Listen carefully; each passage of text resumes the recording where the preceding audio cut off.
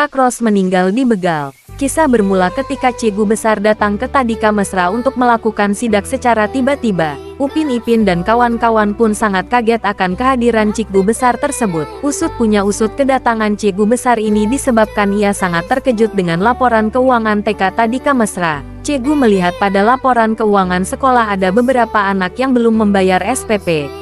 Salah satunya yakni Upin dan Ipin yang sudah menunggak SPP selama 1 tahun lebih. Cikgu Besar pun mengultimatum Upin dan Ipin kalau mereka tidak menyelesaikan pembayaran dalam 7 hari. Mereka tidak boleh lagi bersekolah di TK Tadika Mesra. Dan keesokan harinya surat tagihan dari TK Tadika Mesra pun tiba di rumah Opah. Kak Ros yang menerima tagihan tersebut pun menjadi bingung. Opah yang mendengar ribut-ribut di ruang tamu pun terbangun dan mencari tahu apa yang terjadi. Dan setelah melihat tagihan SPP, Opah pun seketika menjadi pusing dan tak lama berselang ia jatuh sakit. Kak Ros pun khawatir akan keadaan Opah. Ia tahu Opah tidak akan cepat kembali sehat.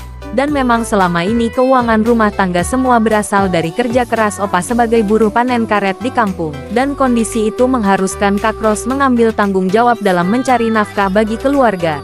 Tak lama dari sakitnya Opah, Kak Ros pun meminta izin kepada Opah untuk mencari pekerjaan di kota sebelah. Opah Ros izin merantau dulu ya. Ros harus bekerja untuk bayar sekolah Upin dan Ipin. Opah pun mengizinkan Kak Ros sambil berpesan. Iya Ros, kamu hati-hati ya. Tolong bantu bayarkan sekolah Upin Ipin. Tak lama berselang Kak Ros pun keluar rumah untuk meminjam motor Atok Dalang.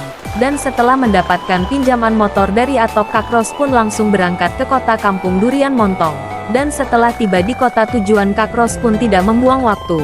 Ia langsung melamar pekerjaan menjadi seorang pelayan di toko baju. Namun saat ia bertanya kepada karyawan toko, Kak Ros pun menjadi kecewa. Pekerjaan yang ia lihat di iklan ternyata sudah diisi orang lain. Maaf ya Ros, lowongannya sudah tutup. Dan karena terus kepikiran nasib Upin dan Ipin, Kak Ros pun sering melamun dan hampir saja tertabrak kereta api. Meskipun tengah terburu-buru, Kak Ros sebagai umat yang baik tidak lupa mengerjakan sholat tepat waktu. Ia pun berdoa agar nasibnya membaik dan segera diberikan pekerjaan. Dan setelah menempuh jarak cukup jauh sampailah Kak Ros di sebuah toko.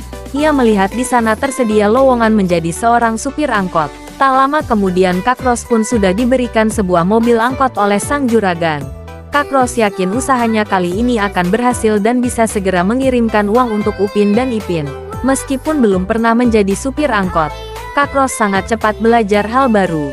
Ia sudah mulai bisa berkeliling ke sudut-sudut kota untuk mencari penumpang. Bahkan ia sangat semangat menawari para pejalan kaki untuk naik angkot. Nasib sial tidak ada yang tahu.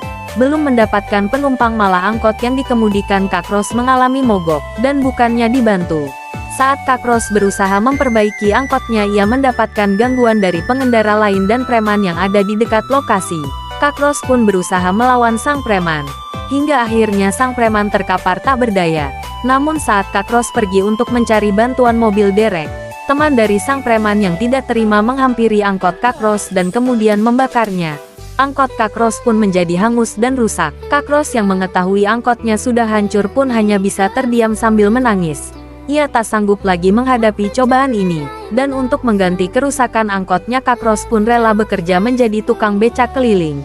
Panas dan hujan telah Kak Ros lalui demi adik tercintanya Upin dan Ipin. Bahkan ia pernah tidak makan seharian karena tidak ada uang. Meskipun Kak Ros sering tidak mendapat penumpang hingga kehujanan, Kak Ros yakin usahanya kelak akan membuahkan hasil. Meskipun dikenal garang oleh Upin dan Ipin, Kak Ros adalah kakak yang siap mempertaruhkan hidupnya untuk adik-adiknya.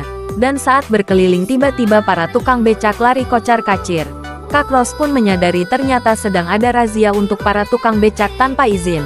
Mengetahui hal itu, Kak Ros pun kabur menyelamatkan diri dan becaknya. Namun tak berapa lama usaha Kak Ros pun harus berakhir. Ia berhasil dicegat Pak Polisi. Dan setelah becaknya disita, Kak Ros pun kembali melamar pekerjaan menjadi seorang pengantar gas LPG. Kali ini ia dipercayai menjadi pengantar LPG ke rumah-rumah warga. Kak Ros mendapatkan gaji yang cukup besar dari pekerjaan ini. Dan ia berniat uang yang terkumpul akan ia kirim ke kampung di akhir bulan nanti. Hari ini Kak Ros mendapat orderan mengantarkan gas ke Jabung di Lampung. Dan Kak Ros tidak tahu daerah tersebut adalah sarang begal.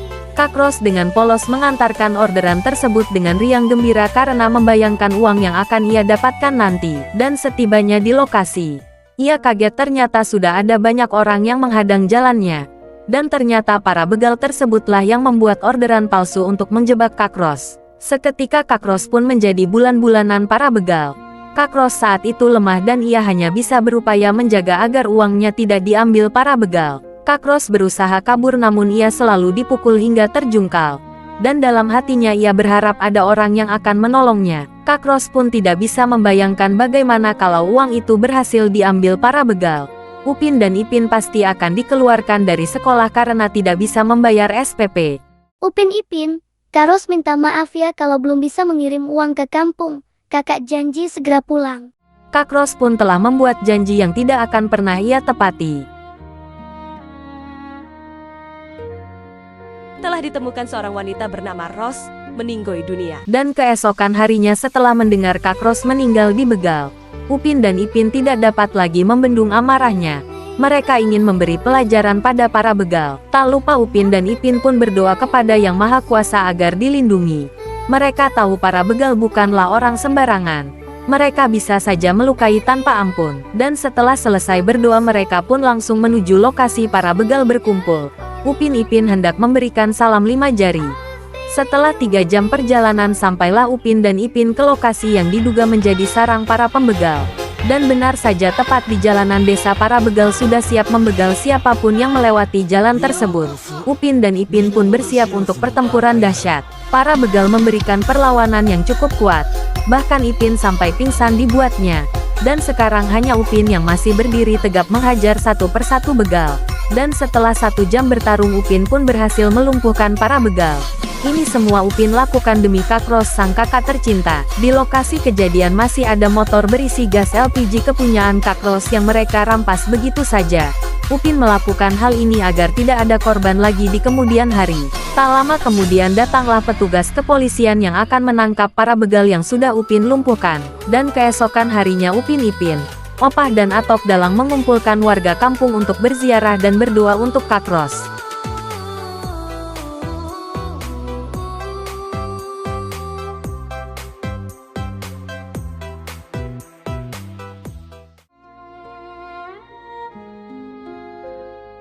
Dan saat di makam Kak Ros, Upin dan Ipin tidak bisa lagi membendung air matanya. Opah pun menguatkan mereka dan berjanji akan sering mengantarkan Upin dan Ipin berziarah ke makam sang kakak tercinta.